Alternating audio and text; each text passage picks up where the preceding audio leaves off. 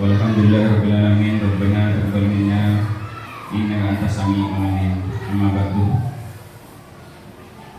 Yang kami hormati Ketua Gugus Larangan Badung 6 beserta yang mewakili. Yang kami hormati jajaran Kepala Sekolah se-Gugus 6. Yang kami hormati Bapak Ibu Guru perwakilan dari masing-masing sekolah se-Gugus 6. Alhamdulillah, bersyukurillah berkat rahmat yang Allah berikan kepada kita semua. Pada hari ini kita dapat bertatap muka, berkumpul di tempat ini dalam rangka diseminasi penyebaran pemahaman dan penerapan pengalaman mulia positif. Yang kedua yaitu selawat beserta salam semoga tetap tercurahkan kepada junjungan kita Nabi Muhammad SAW yang mana telah membawa kita dari alam yang gelap ke alam yang terang seperti saat ini. Pada kegiatan hari ini kami merupakan sebuah pembawa acara akan membacakan susunan acara, yaitu acara tunggal pembukaan beserta penyambutan dari Ketua Gugus 6 atau K3S. Kepada beliau kami persilakan.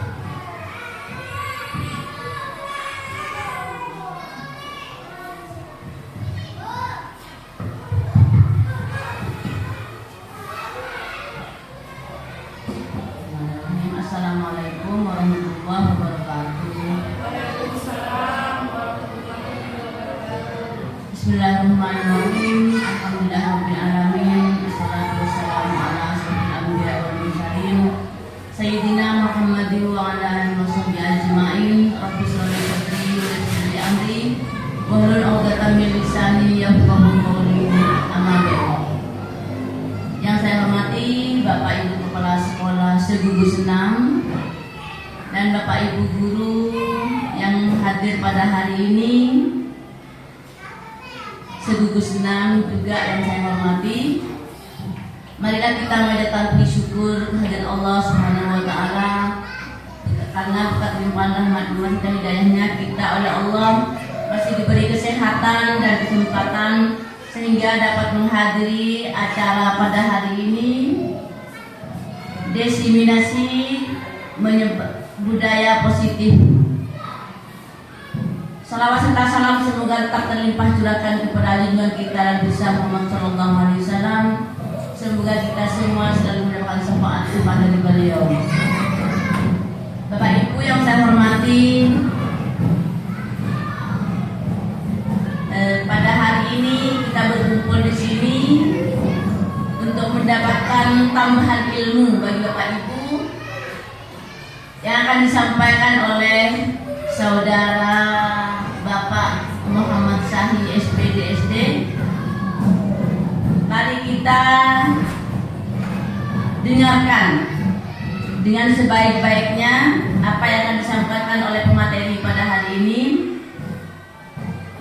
Bapak Syahi ini calon guru penggerak yang mungkin ini adalah sebagian dari tugasnya Bapak Ibu. Maka dari itu kita dukung se-Gugus 6 ini, dan Bapak Syahi akan mengimbaskan ilmu kepada Bapak Ibu sekalian.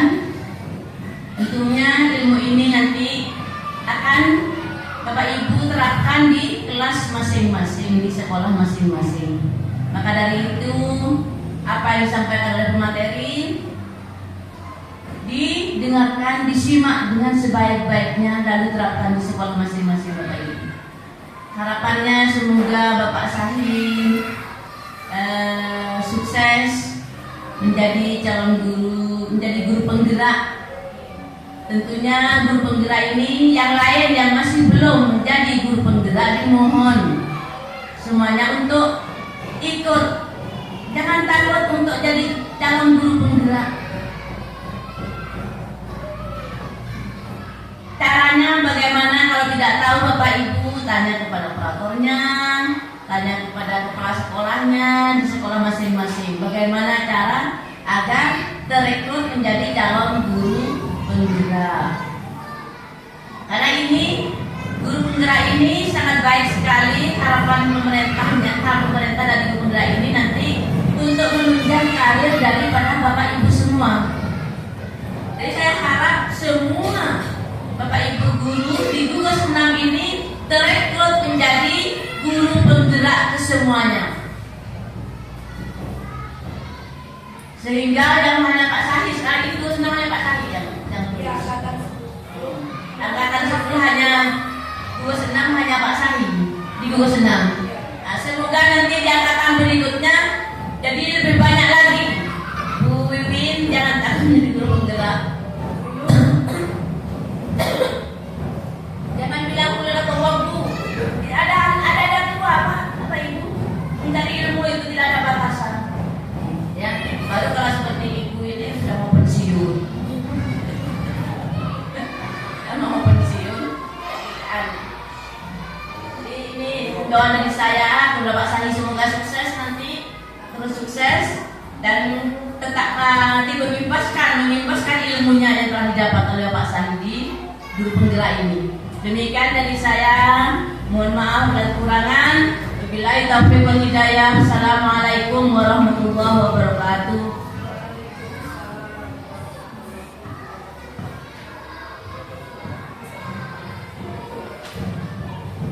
Terima kasih kepada Ketua MKKDes atau gugus 6 Ibu Siti Khotijah. Berikutnya yaitu mari kita tutup dengan pembacaan doa, dan doa akan saya bacakan langsung. Bismillahirrahmanirrahim. Alhamdulillahirabbil alamin wassalatu wassalamu ala sayyidil mursalin walhamdulillahirabbil alamin hamdan yu'affi ni'mahu wa yukafi mazidah wa yukafi mazidahu ya rabbana lakal hamdu kama yanbaghi li jalalika wa ikramika sultanik. Allahumma inna nas'aluka salamatan fid din wal afiyatan fil jasadi wa siyadatan fil ilmi wa barakatan fil rizqi wa taubatan qabla al maut wa maghfiratan ba'da al maut. Allahumma hawwin 'alaina fi sakaratil maut wa najata minan nar wal afwa inda hisab. Rabbana atina fid dunya hasanatan wa fil akhirati hasanatan wa qina adzabannar. Subhana rabbil izzati amma yasifun wa salamun alal mursalin walhamdulillahi rabbil alamin. Rabbana wa du'ana bi rahmatil fatihah. Bismillahirrahmanirrahim. Alhamdulillahirabbil alamin arrahmanirrahim maliki yaumiddin.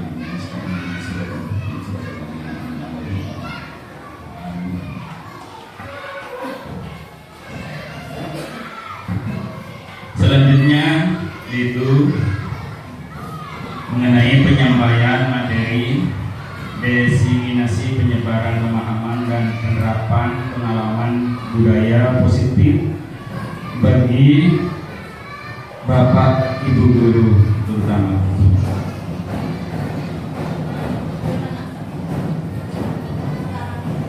Mungkin Bapak Ibu guru sudah terbiasa melakukan hal-hal yang positif, dan hal positif tersebut tentunya ada kebalikannya, ada positif, ada min, seperti itu. Kira-kira ingatkah Bapak Ibu apa hal positif yang kita perbuat di sekolah dan di kehidupan sehari-hari? Sebelum Bapak Ibu mengetahui untuk memberi penguatan mengenai hal positif, mari kita tonton video berikut.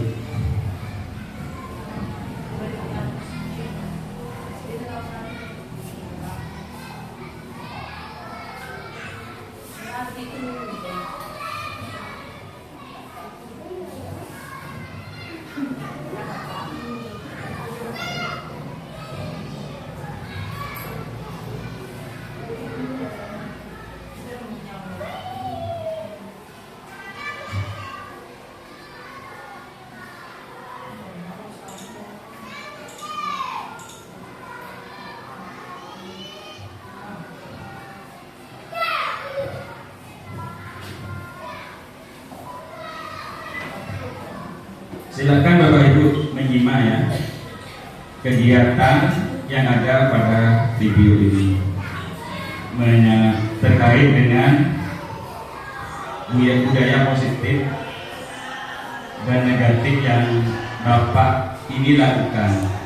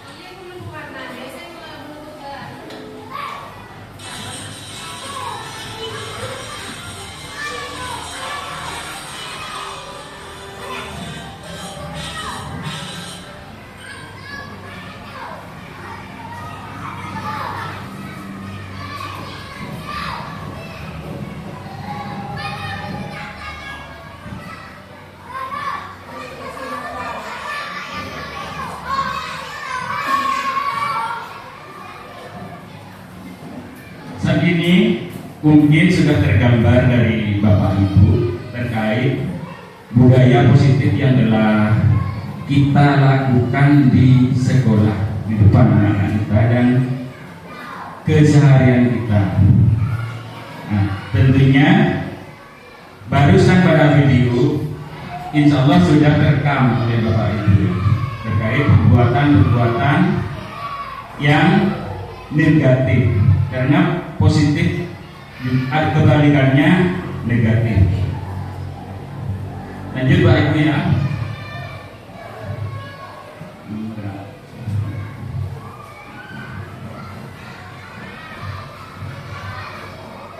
Nah, di sini budaya positif memberi pengertian adalah merupakan suatu perwujudan dari nilai-nilai atau keyakinan universal yang diterapkan di sekolah.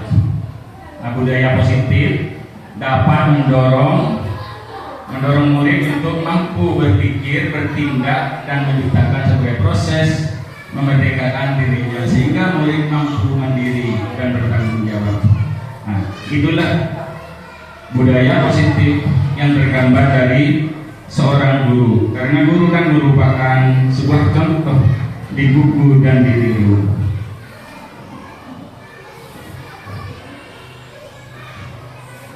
Nah, ini merupakan perubahan paradigma, di mana ini adalah kegiatan kepelantangan oleh seseorang yang bernama A dan B, di mana di sini adalah sebuah hal yang menarik dan perlu diterapkan. Kita kira-kira apa yang menjadi suatu hal yang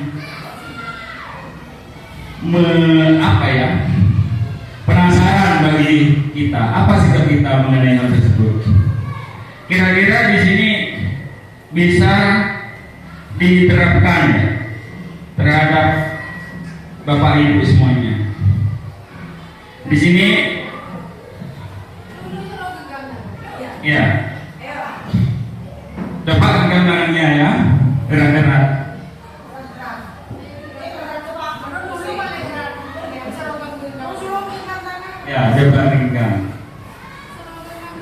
Kira-kira ada apa hal positif dari ungkapan tersebut? Ada ya? Nah, begini, mari kita gambarkan. Kita buat teman kita ini menjadi sebuah kelompok ya.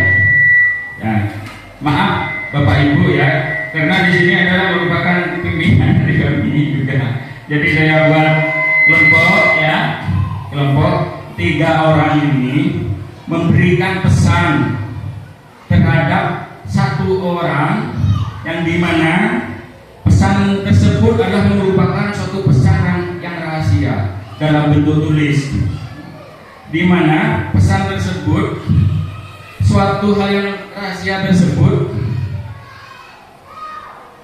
harus mau tidak mau diketahui oleh teman berikutnya ya. Pertama, sebelum kita melakukan praktek ini, kita hitung peserta kita ya, dari 1 sampai 3.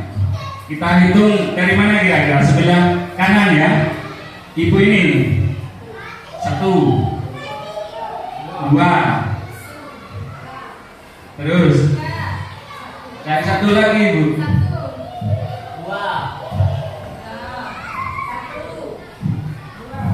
Nah 1, 2, 3. Nomor 1 kumpul sama nomor 1 ya, nomor 2 sama nomor 2, nomor 3 sama nomor 3.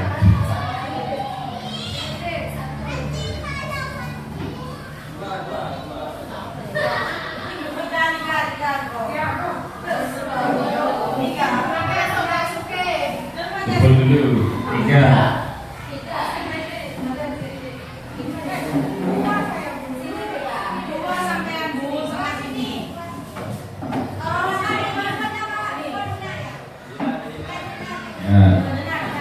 Satu sama 1, 2 sama 2, 3 sama 3.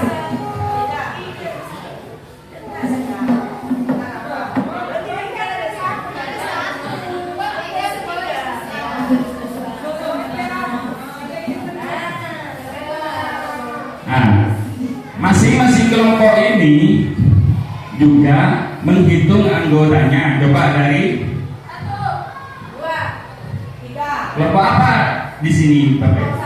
Kelompok 1 ya, kelompok 2, 2, 3. 1, 2, 3. Gini Bapak Ibu ya. Nomor 1 memberi pesan kepada nomor 2. Memberi pesan kepada nomor 3 melalui nomor 2. Dan pesan tersebut adalah merupakan pesan yang rahasia. Dan waktunya apa ya? Anggaplah menunggu waktu 3 hari untuk diketahui oleh nomor 3. Dan nomor 2 tidak akan memberitahu selama 3 hari tersebut belum sampai waktunya. Sedangkan nomor 3 memaksanya untuk mengetahui sesegera mungkin apa kira-kira yang menjadi pesan oleh teman kita yang nomor 1. Ya, bisa ya? Berarti silahkan dikerjakan ya. Coba kalian beri pesan apa kira-kira? Pesan kepada nomor 3, pesan kepada nomor 3 melalui nomor 2, dan waktunya harus disampaikan dalam waktu andai kata 3 hari. Dan nomor 3 memaksanya karena sudah mendengar kalau saat ini mendapatkan pesan. Kepo. Dan pesan tersebut oleh nomor 2 disimpan dalam tangannya erat-erat, takut hilang. Ya, silakan ya. Nih, baik dulu ya. Sudah ya?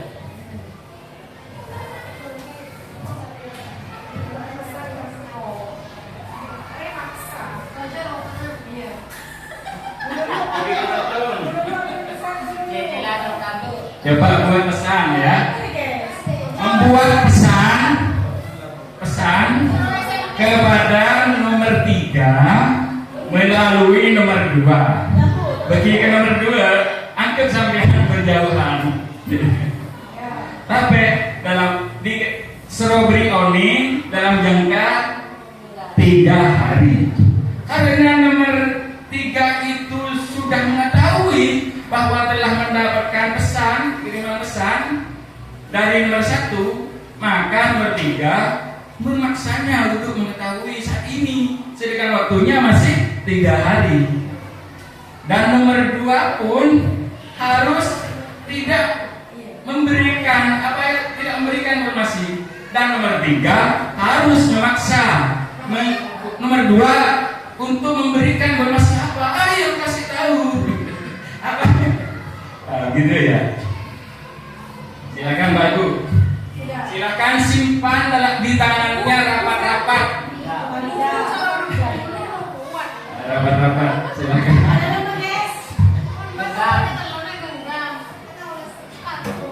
Iya, pesan apa saja itu ya.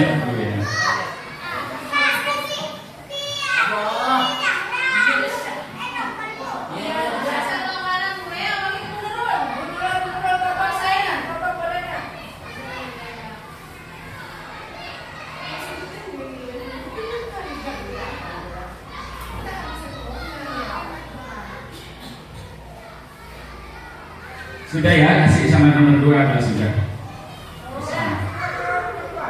Ya.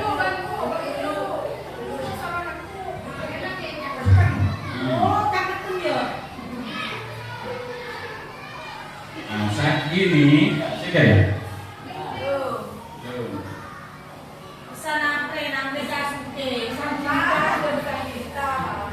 Pesan apa ya kira-kira?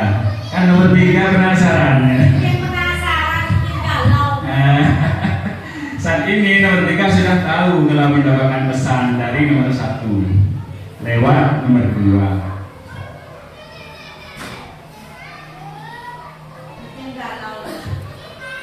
Mungkin ada yang memperagakan di depan. Belum semua ya.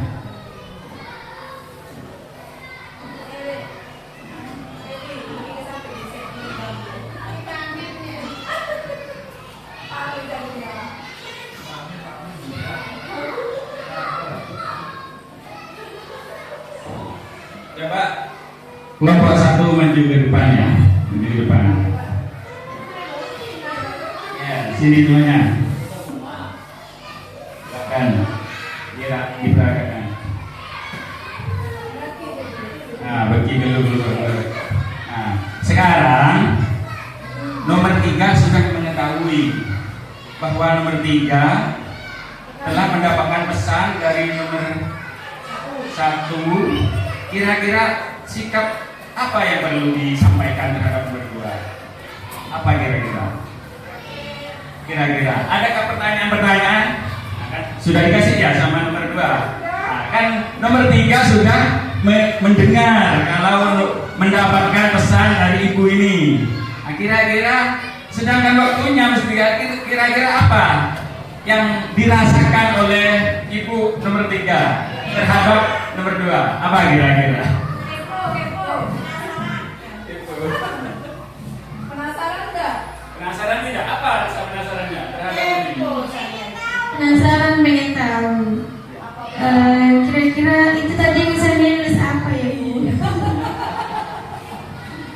Ya betul. Mungkin ada sikap pertanyaan, perbuatan pertanyaan nomor. Kira-kira apa ya? Iya, apa kira-kira tadi bisa Saya nulis? nggak tahu juga ini sama-sama ya. Kamu memaksa untuk memintanya seperti itu. Boleh saya lihat ya, Bu? Saya nggak bisa nih. Tapi kan saya pengen tahu, Bu. Misalnya tadi nulis apa? Masa nggak bisa niat nih. Nanti saya marah. Ayolah, ayo dipaksa untuk minta. Dipaksa.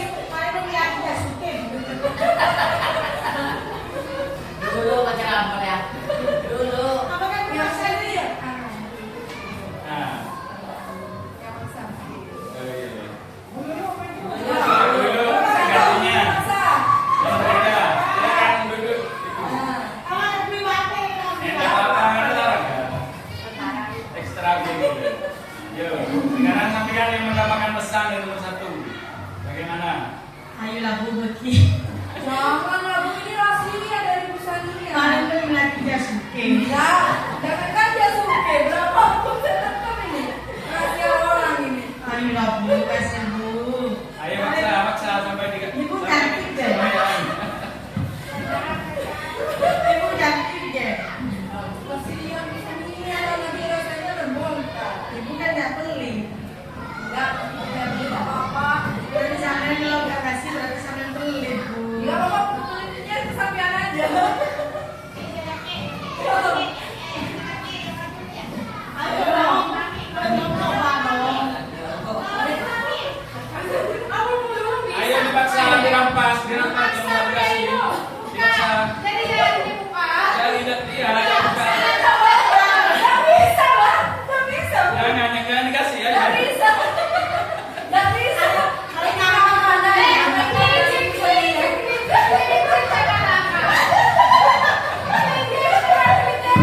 Ayo maksa, minta apa itu? Nasi yang dirahasiakan. Nggak bisa. Itu kan pesan buat kamu, buat bertiga. Minta. Minta. Waktu sudah sampai 3 hari.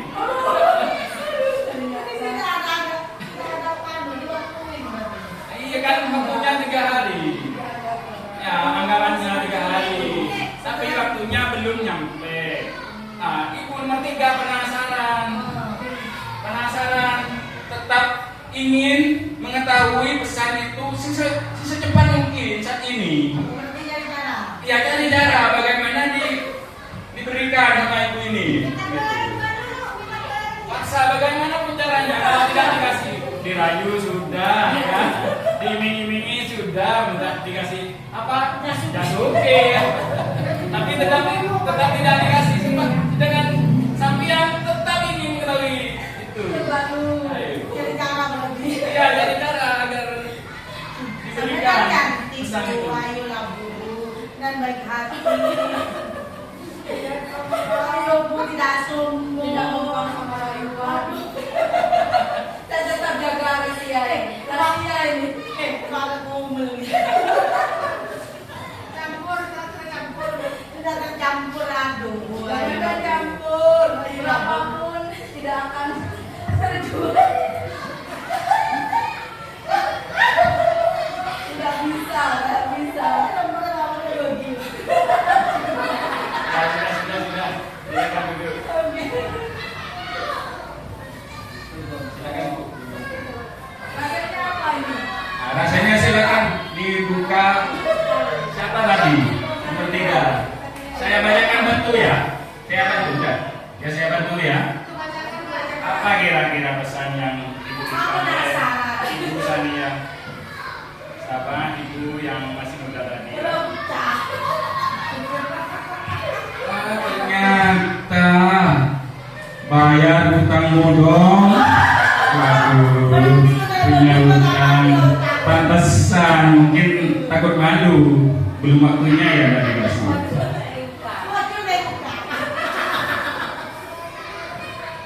Dari kegiatan ilustrasi tersebut mungkin ada sesuatu yang tergambar dari Ibu.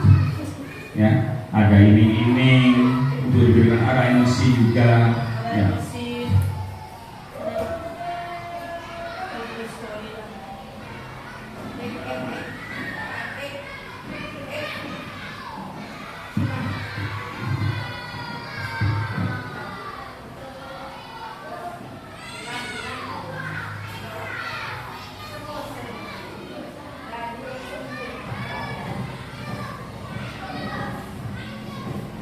Ya, setelah Bapak Ibu diberikan amanah oleh orang lain atas sesuatu yang dirahasiakan dan kita itu ada seorang yang memaksa untuk mengetahui berbagai cara yang dilakukan atas apa yang telah dirahasiakan.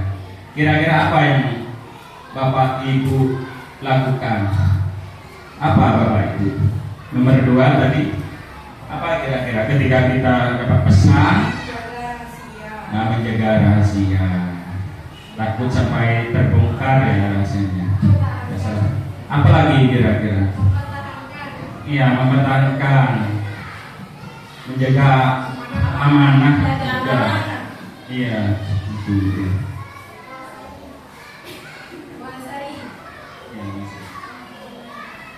Nah, di sini adalah beberapa konsep inti budaya positif terdiri dari beberapa bagian, yaitu perubahan paradigma belajar, motivasi perilaku manusia, disiplin positif, posisi kontrol guru, kebutuhan dasar manusia, keyakinan kelas, segitiga restitusi.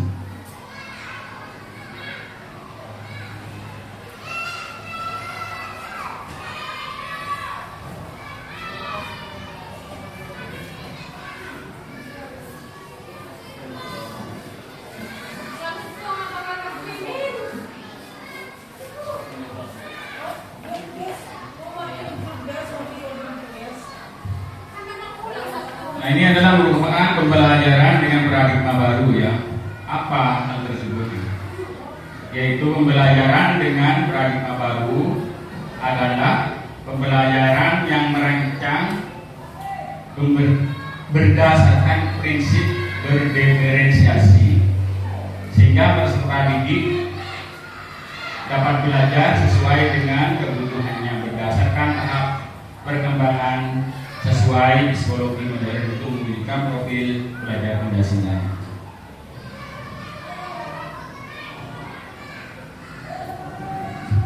Mungkin Bapak Ibu sudah bisa menerapkan hal tersebut walaupun dengan sebuah nyanyian atau apa begitu.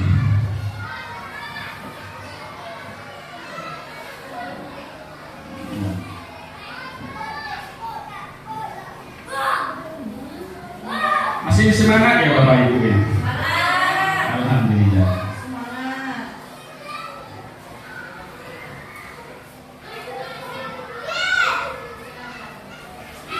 Di sini ya kita nyanyi dulu ya profil belajar Pancasila ya.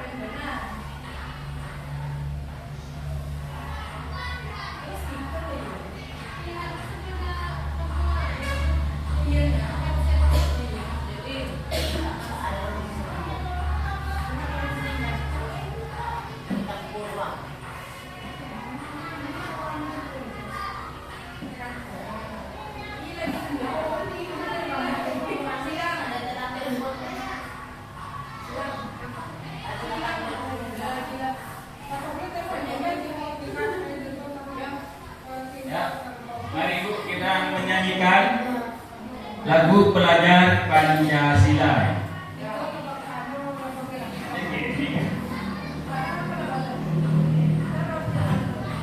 Mulia dari awal ya.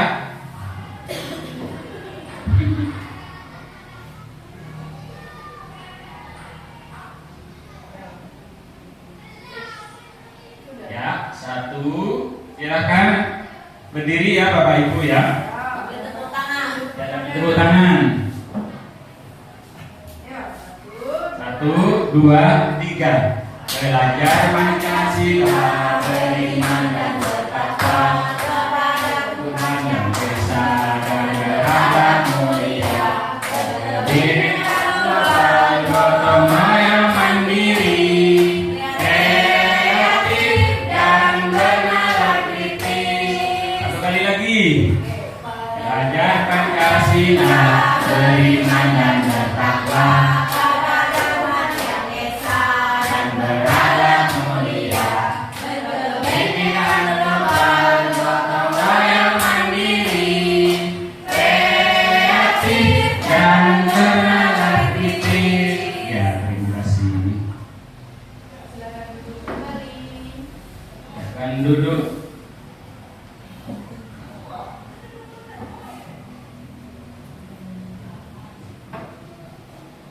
Nah, setelahnya yaitu disiplin positif. Apa sih disiplin positif? Kira-kira ada Bapak Ibu yang bisa menjelaskan mengenai apa pengertian dari disiplin positif? Disiplin sesuai aturan. Disiplin sesuai aturan, bagus. Mungkin Bapak Ibu ini mungkin. Disiplin adalah satu sikap di mana kita melakukan tindakan yang penuh tanggung jawab. Iya, bagus. Mungkin Ibu apa pengertian dari disiplin?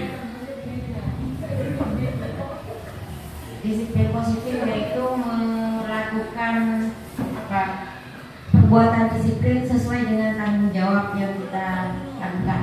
Iya. Terima kasih ya. Itu adalah merupakan disiplin dari versi Bapak Ibunya.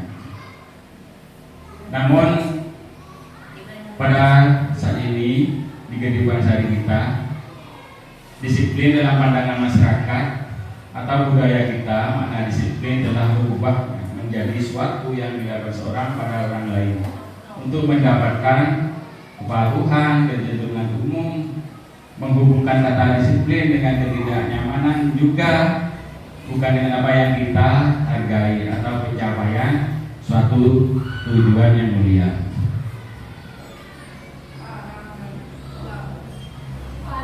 Nah, di sini adalah merupakan pengertian disiplin dari pribadi ya. Adalah pembiasaan-pembiasaan hal yang baik yang Bapak Ibu tadi sebutkan ya, mencakup sikap atau perilaku maupun tutur kata oleh seluruh warga sekolah, terutama bagi murid agar dapat berkembang menjadi pribadi yang kritis.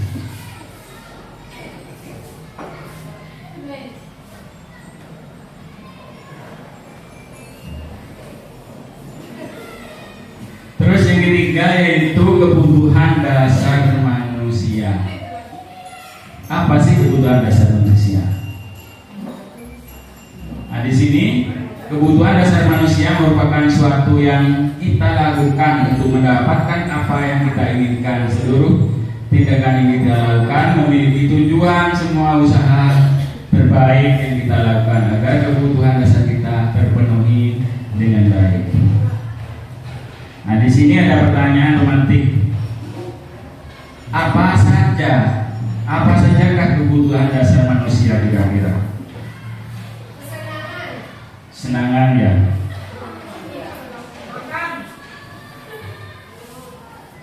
Ya, mungkin ini kita tuliskan dalam bentuk pesan ya Ibu ya. Tuliskan dalam bentuk pesan. Nanti pesan tersebut kita baca bergantian.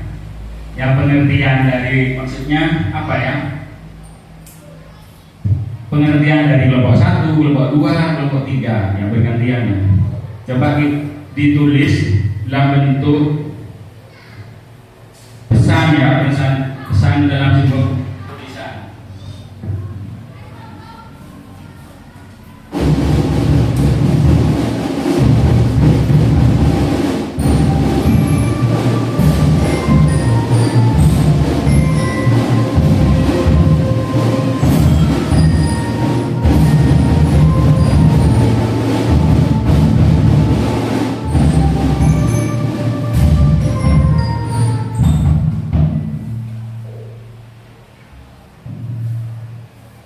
Mana ini letakkannya ya? Di sini ya? Di papannya. Oke.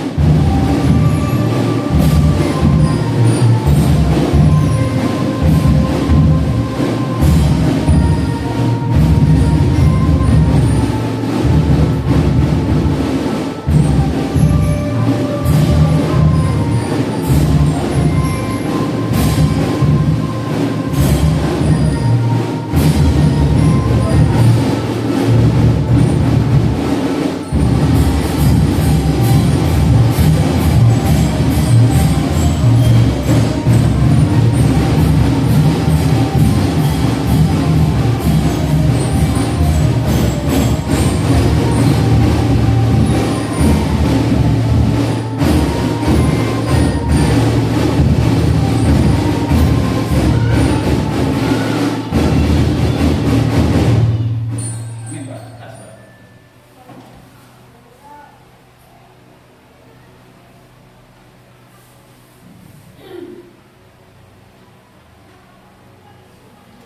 Silakan ya, Bapak Ibu, kasih gambaran mengenai kebutuhan dasar manusia.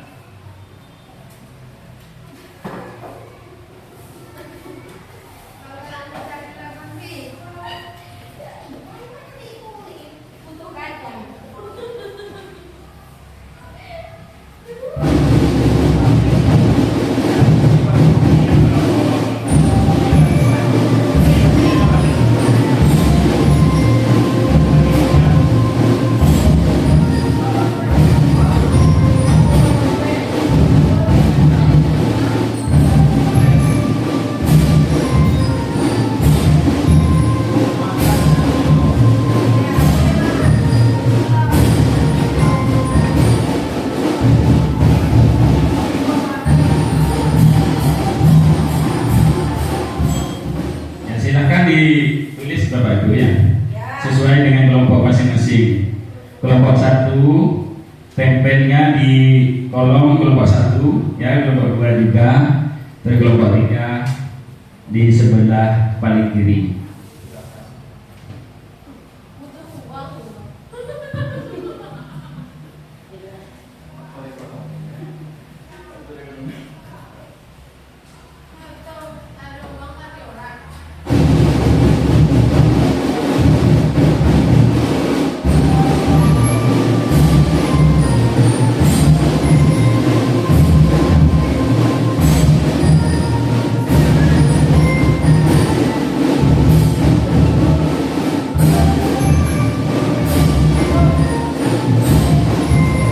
Apa saja kebutuhan dasar manusia?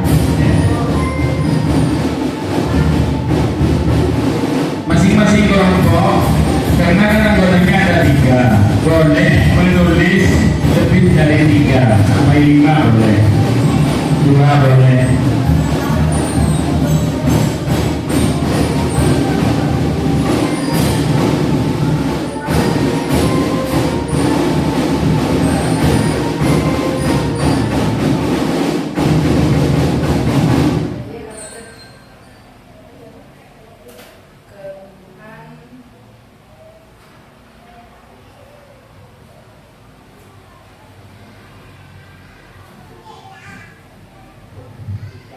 Bagi kelompok yang sudah selesai, silakan mengumpulkan tugasnya sesuai dengan kelompok masing-masing.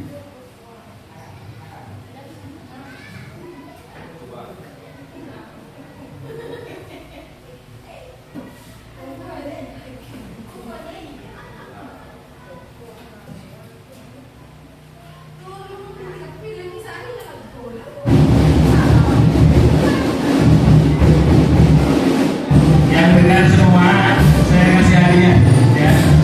Saya kasih hadiah.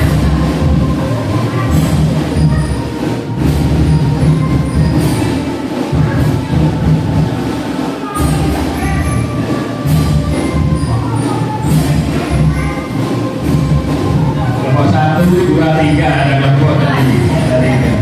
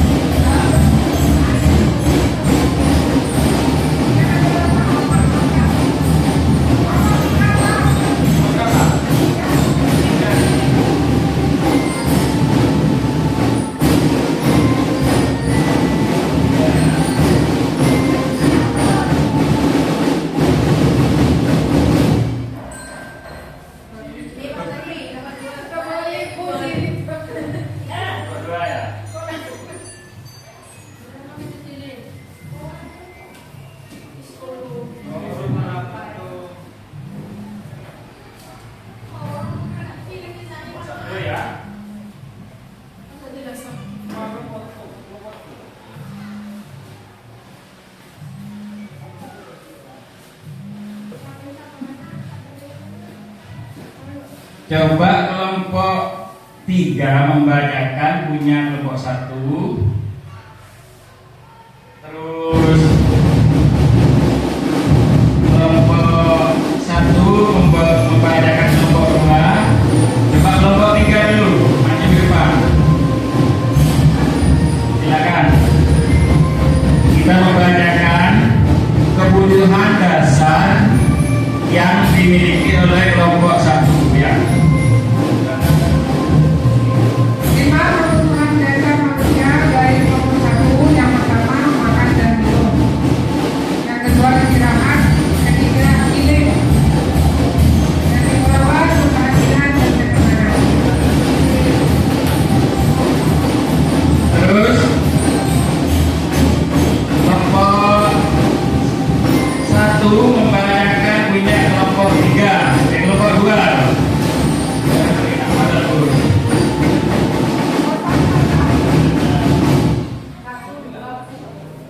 Satu kedua, 2 ada 3.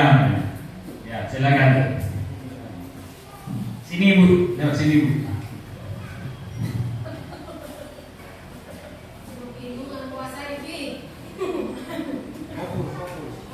Bacakan 5 kebutuhan dasar kelompok 2. Ada kelompok 2. Ya, bacakan. Yang pertama itu kebutuhan pokok, yang kedua kebutuhan apa?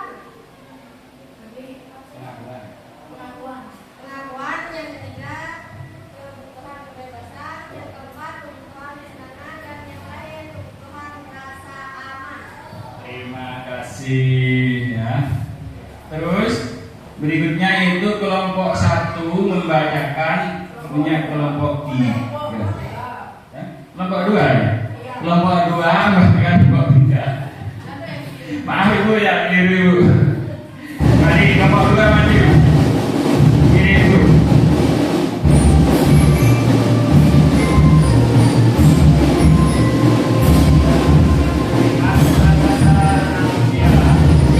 Kebutuhan dasar manusia, makan, tempat tinggal, kasih sayang.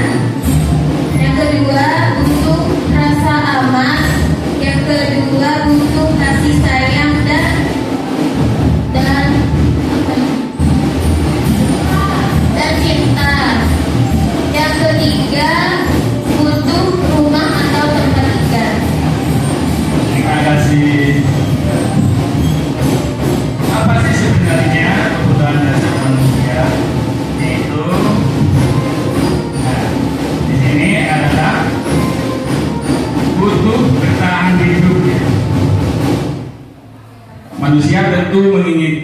menginginkan bertahan hidup ya, butuh bertahan hidup.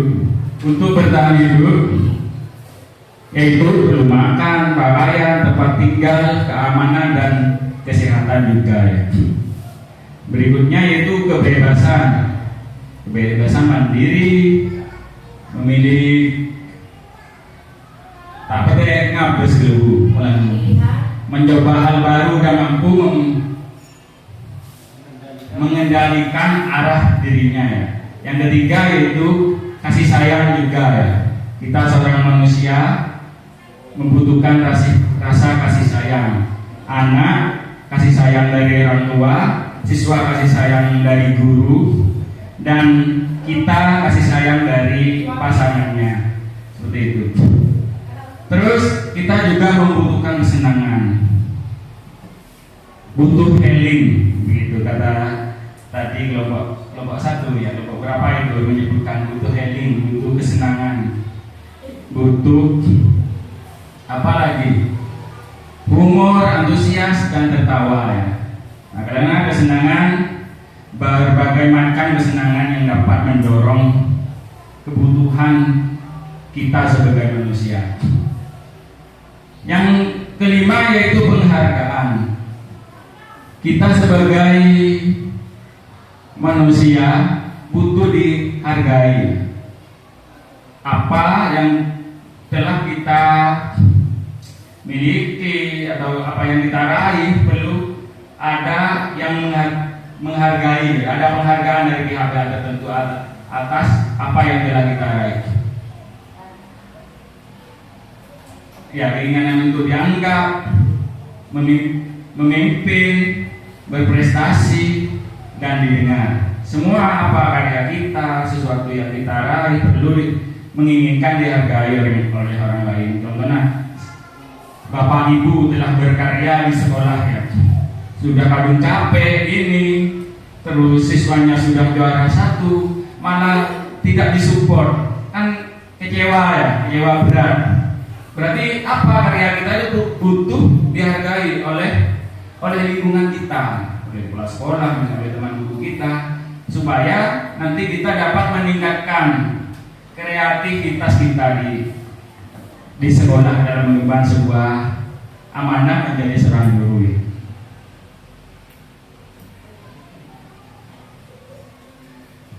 Berikutnya yaitu apa yang memotivasi perilaku seseorang? Apa kira-kira? Apa yang memotivasi perilaku seorang atau manusia dalam sebuah tindakan? Seperti halnya tadi ya, dalam adegan Bapak Ibu guru dalam memberikan pesan,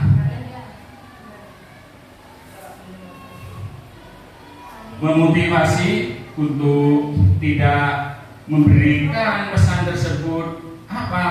Kenapa tidak diberikan? Karena belum waktunya. Kira-kira apa ya? Adakah Bapak Ibu di sini yang bisa menjawab? Apa yang memotivasi perilaku seseorang atau manusia dalam sebuah tindakan tertentu? Misalnya Bapak Ibu ingin meraih sesuatu, apa yang memotivasi? Kira-kira?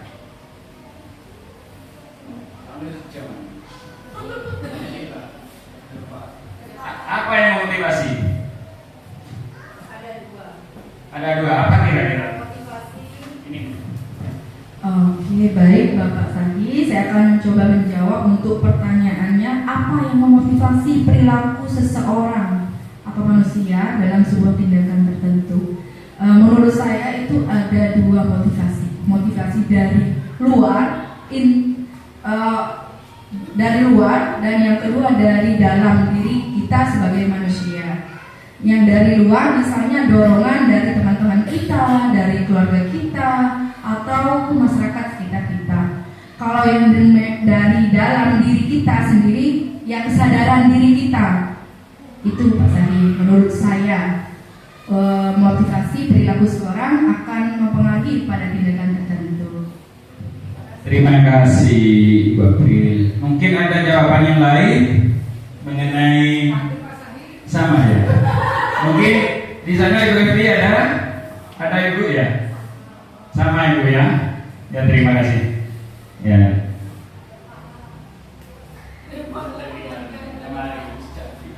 Nah, motivasi perilaku manusia.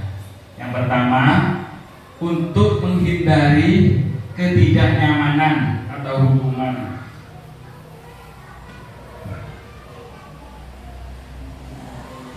Jadi kita itu termotivasi untuk tidak bertindak sesuatu karena adanya hubungan. Contohnya kita melanggar rambu-rambu lintas, kita kan termotivasi untuk tidak melanggarnya karena takut dihukum. Atau kalau rambu-rambu lintas takut kena tilang misalnya.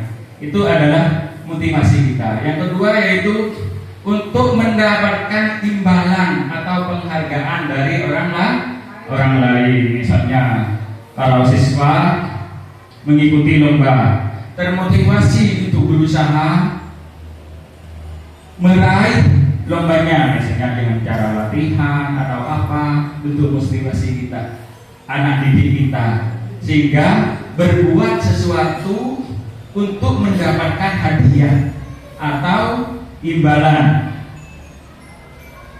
Seperti itu ya. Yang berikutnya yaitu untuk menjadi orang yang mereka inginkan. Misalnya Bapak Ibu ingin menjadi sebuah dokter, paling tidak kita termotivasi menjalani pendidikan ke kedokteran, ya kan? Terus misalnya termotivasi untuk menjadi orang kaya, kita akan semangat untuk bekerja, seperti itu. Termotivasi untuk menjadi pimpinan, apa langkah-langkahnya? Katanya ikut guru penggerak, ikut ini, tapi maaf saya tidak ingin jadi itu. Tapi Allah alam, entah jalan Allah itu seperti apa, kami tidak tahu. Kami hanya memproses seperti itu. Tujuan saya itu kan, kalau saya pribadi mengikuti guru penggerak itu awalnya ingin mendapatkan sertifikasi, tapi setelah dijalani banyak hal lain dari itu, ya banyak ilmu. Awalnya saya itu kaku dalam hal IT ini, sangat kaku sekali, tidak tahu apa-apa. 2 bulan ini saya sudah lumayan bisa bahkan banyak Bapak Ibu, apa ya makanya? Sebetulnya saya itu sudah di privat oleh kepala sekolah ini membuatkan file ada berapa kali, tapi tidak ingat. Setelah terjun di sini saya sudah lumayan bisa membuatkan file. Astagfirullahaladzim ya. Terus dan menghargai diri sendiri dengan nilai-nilai yang mereka percaya. Menghargai diri sendiri, karena apa yang kita tempuh, kita proses, hasilnya akan berdampak pada kita, ya. Akan berdampak. Misalnya kita proses jenjang pendidikan yang lebih tinggi, hasilnya akan dapat. Padahal waktu kita proses ngeluh ini itu tak ngabas manfaat, senang. Kadang boleh ngeluh kasar, dia akan kok alhamdulillah kan belum bisa belajar ini dengan ini, walaupun saya berat menjalaninya sekarang. Tapi ketika kita melihat manfaatnya, lembu katanya, tadi sampean tore daftar.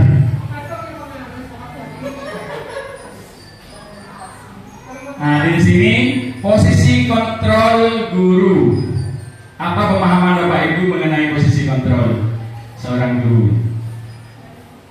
Ada yang bisa menjawab mungkin posisi kontrol, hal yang menjadi seorang guru menjadi posisi kontrol terhadap anak didiknya. Contohnya seperti apa? Tergambar kira-kira.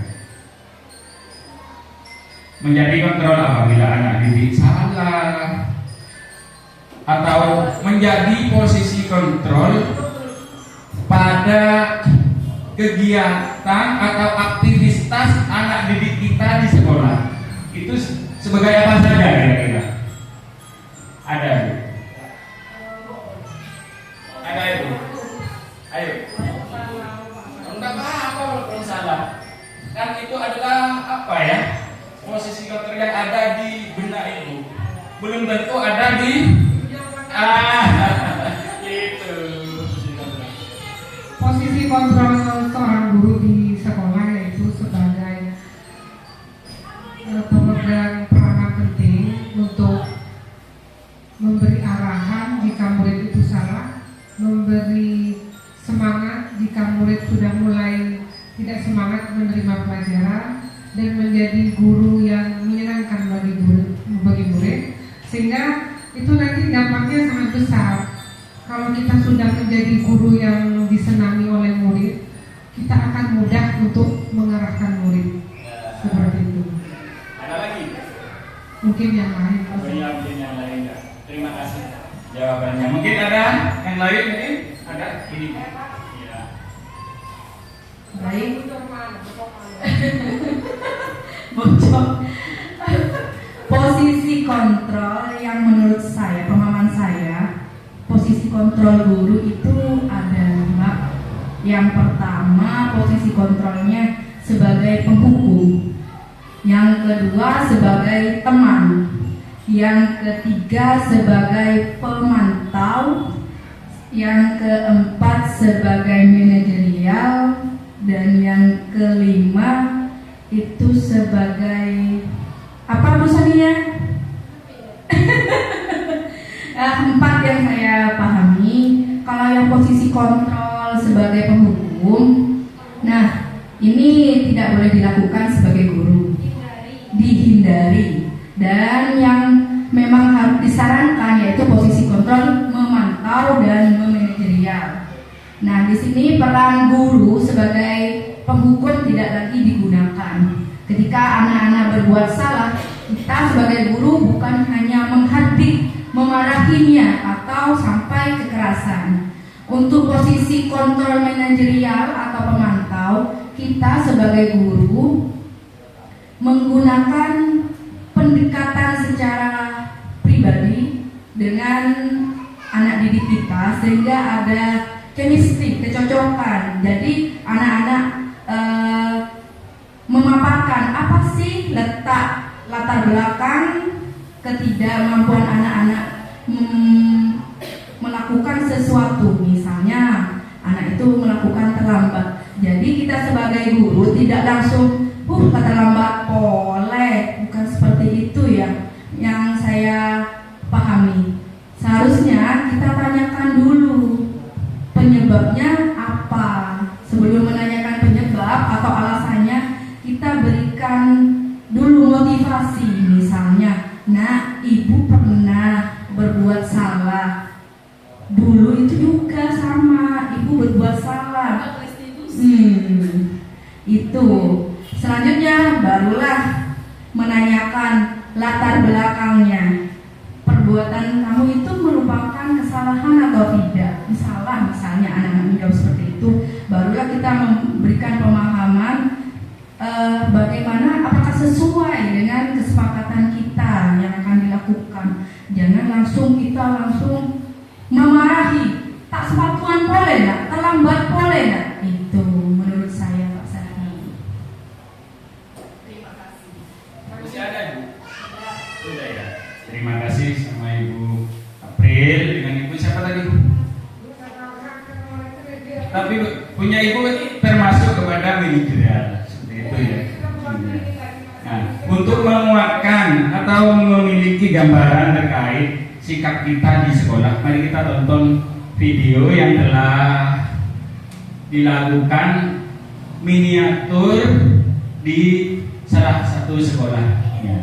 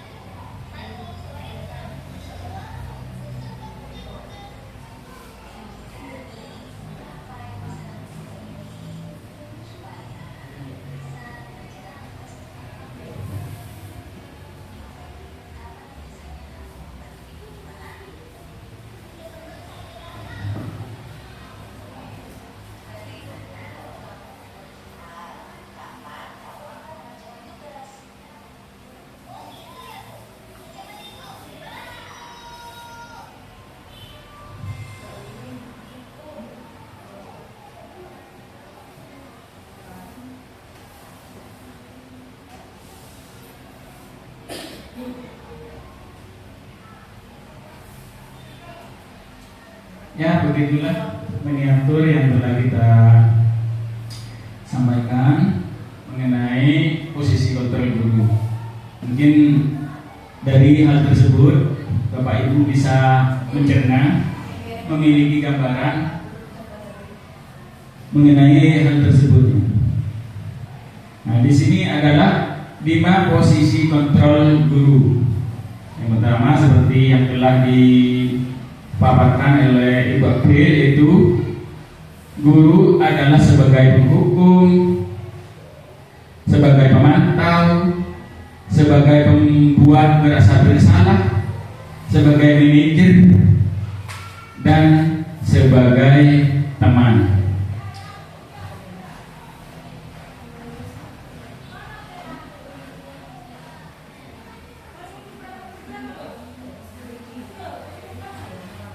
Nah, di sini posisi kontrol seorang guru sebagai penghukum, ya. Seorang penghukum bisa menggunakan hukuman fisik atau verbal.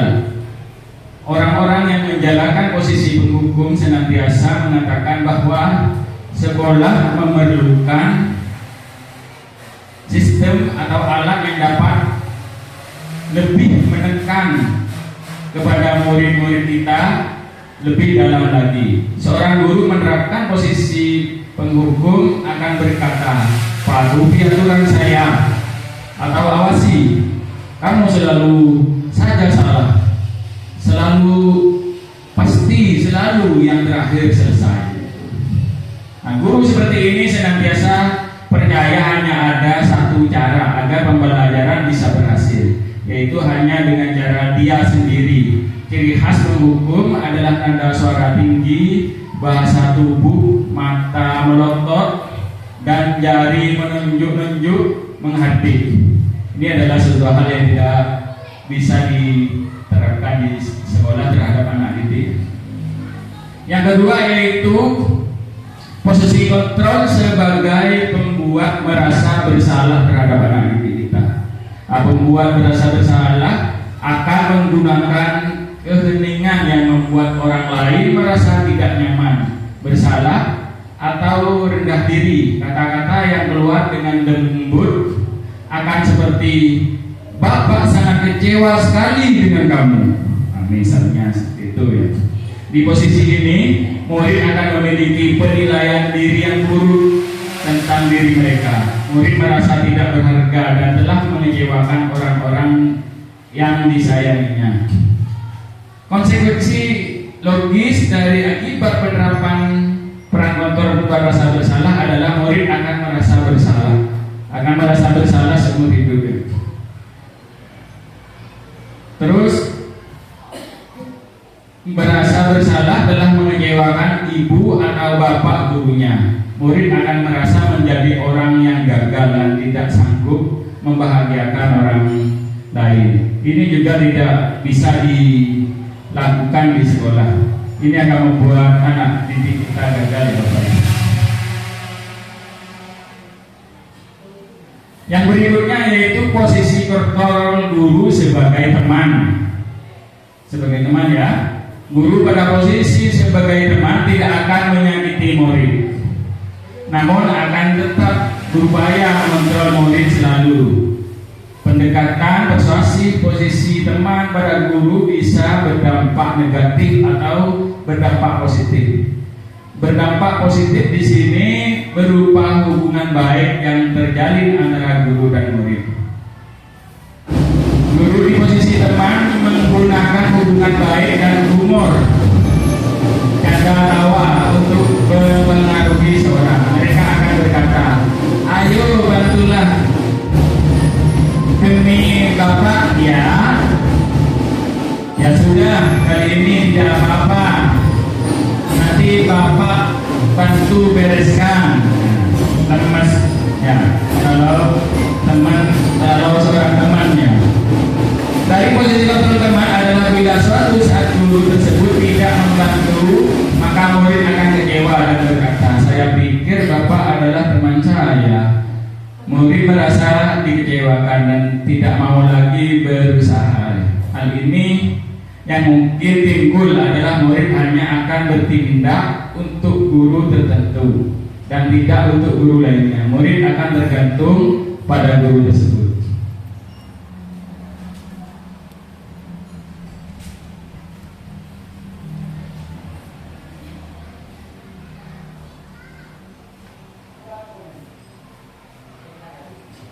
Nah, di sini posisi kontrol sebagai pemantau. Guru berarti memantau, mengawasi. Pada saat kita mengawasi, kita bertanggung jawab atas perilaku orang-orang yang kita awasi. Seseorang yang menjalankan posisi pemantau, pertanyaan yang diajukan seorang memantau yaitu, "Peraturannya apa? Terus yang kedua, apa yang telah kamu lakukan? Terus sanksi atau konsekuensi apa kira-kira?" Seorang pemantau sangat mengandalkan perhitungan, catatan, data yang dapat digunakan sebagai bukti atas perilaku seseorang. Konsekuensinya yang harus dijalankan karena telah melanggar salah satu peraturan sekolah. Guru tidak menunjukkan suatu emosi yang berlebihan menjadi marah atau membuat merasa berbuat kesalahan. Murid tetap dibuat tidak nyaman dalam hal ini. Berikutnya yaitu posisi kontrol seorang guru menjadi seorang manajer. Manajer yaitu posisi di mana guru berbuat sesuatu bersama dengan murid, mempersilahkan murid mempertanggungjawabkan perilakunya, mendukung murid agar dapat menemukan solusi atas permasalahannya sendiri. Di sini penekanan bukan pada kemampuan, tetapi membuat konsekuensi, namun dapat berkolaborasi dengan murid bagaimana memperbaiki kesalahan yang ada.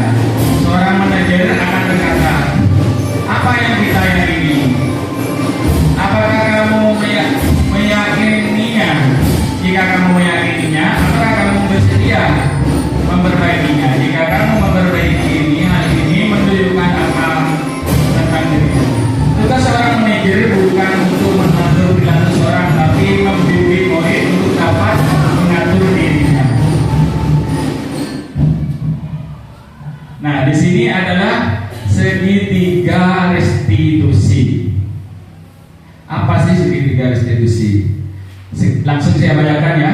Segitiga restitusi adalah suatu proses dialog yang dijalankan guru atau orang tua agar dapat menghasilkan anak didik atau murid yang mandiri dan bertanggung jawab. Segitiga restitusi membantu murid memiliki tujuan disiplin positif dan memperbaiki diri dari berbuat salah. Restitusi bukan untuk menghukum, namun untuk belajar dari kesalahan.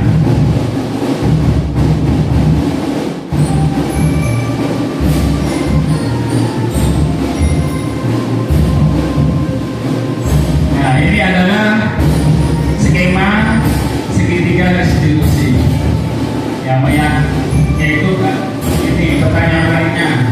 Kamu tentu punya alasan mengapa melakukan itu. Adakah cara yang lebih efektif untuk mendapatkan apa yang kamu butuhkan? Nah, keyakinan jelas ya. Kamu ingin menjadi orang seperti apa misalnya? Validasi tindakan yang salah, menstabilkan identitas, jadi boleh.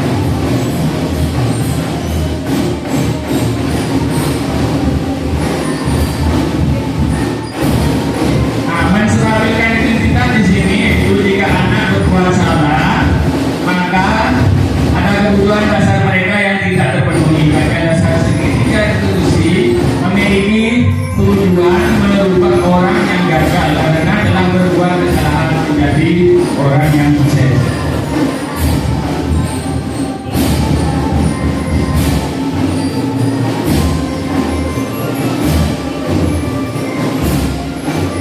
Yang kedua yaitu validasi tindakan yang salah. Nah, menurut dari kontrol, semua tindakan manusia baik atau buruk pasti memiliki maksud tujuan tertentu. Ketika kita menolak anak yang membuat salah, ya.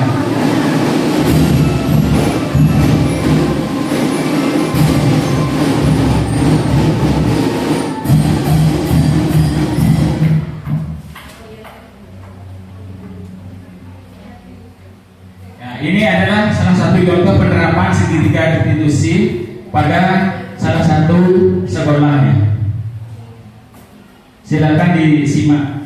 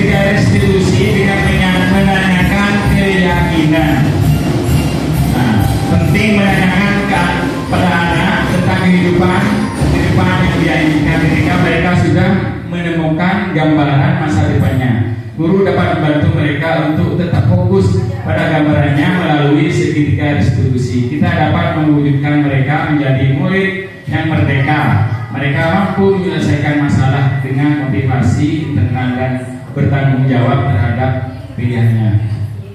Yang berikutnya,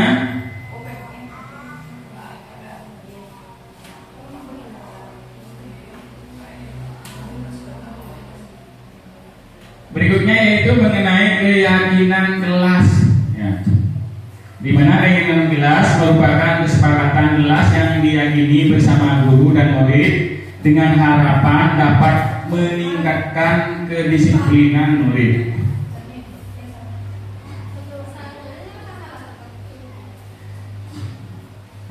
Ini adalah merupakan contoh keyakinan kelas pada suatu sekolah.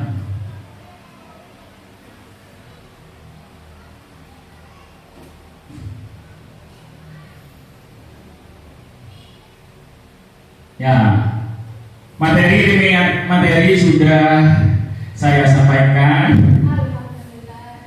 Sekian, akhirnya saya ucapkan terima kasih. Assalamualaikum warahmatullahi wabarakatuh.